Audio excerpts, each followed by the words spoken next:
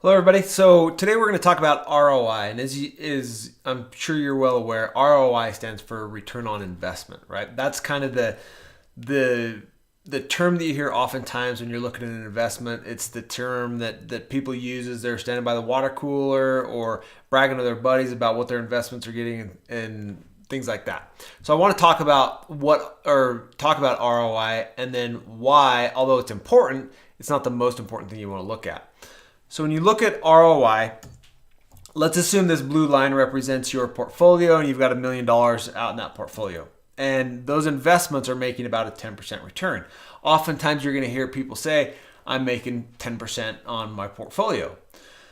Well, that is only true if 100% of the time all $1 million is being invested at the same time, and that entire $1 million is making a 10% return.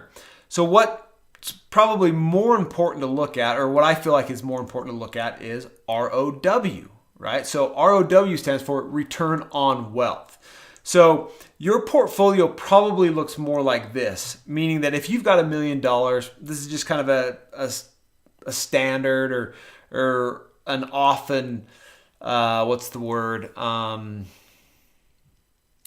Not a standard portfolio, but oftentimes you'll see portfolios of this mix, right? So $800,000 of your portfolio is actually invested, whereas $200,000 or 20% of your portfolio is sitting in reserves. So in this example, let's say your investments are making 10% and your reserve, whether that's sitting in cash or, well, it can't sit in cash, but let's say it's sitting in a bank or something like that, making 1%. And with bank rates right now, that's probably generous. But let's just assume that that is the case. So when you look at that, and ROI is important when you're looking at specific investments, but ROW, or return on wealth, is more important when you're looking at your overall wealth, right? Your overall portfolio. So what's your return on wealth here? Well, if you take your investments at 10%, that's $80,000. You take your reserves at 1%, that's $2,000. You add those together, that gives you a profit of $82,000, which means that your return on wealth with your portfolio is actually 8.2%, not 10%. Now, you may say, well, that's not a big deal. That's only, a little less than 2% than what I was thinking. Well, when you extrapolate that over years, that makes a huge difference. Like, that's a big difference in the expectations of what you think your portfolio is going to be. So how do you increase that? There's only a couple things that you can do, right? You can, one, invest more of your capital. So rather than having $800,000 invested, you could invest $900,000 or try to invest the entire portfolio. It's always a good idea to have some reserves.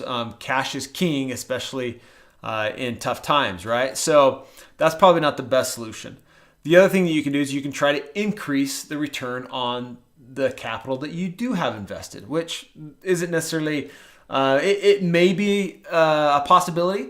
Depending on your risk tolerance, it may be too much risk for you, right?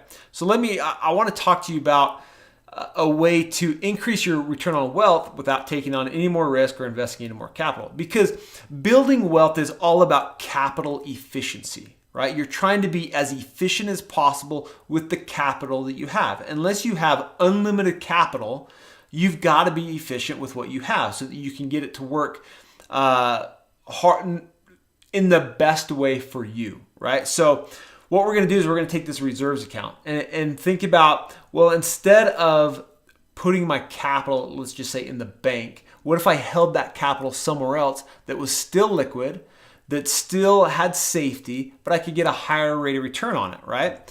So if we look at that and we say, okay, well, rather than 1% on our reserves, right? So we're not taking any more risk in our investments, but we're just going to put our reserves in a location that gets us a higher rate of return. So rather than 1%, let's just say we can get 4% out of that. Well, by doing that, that changes your reserves profit from 2,000 to 8,000, which changes your overall profitability to 88,000. Now take your 88,000 and divide that by your overall portfolio of $1 million, and that takes your return on wealth, or increases your return on wealth, to 8.8%. And when you look at that increase from 8.2 to 8.8, That's an increase of 7%. Extrapolate that over time, and those numbers start to add up significantly, only in which you haven't done anything different except been more efficient with the capital in your reserves account.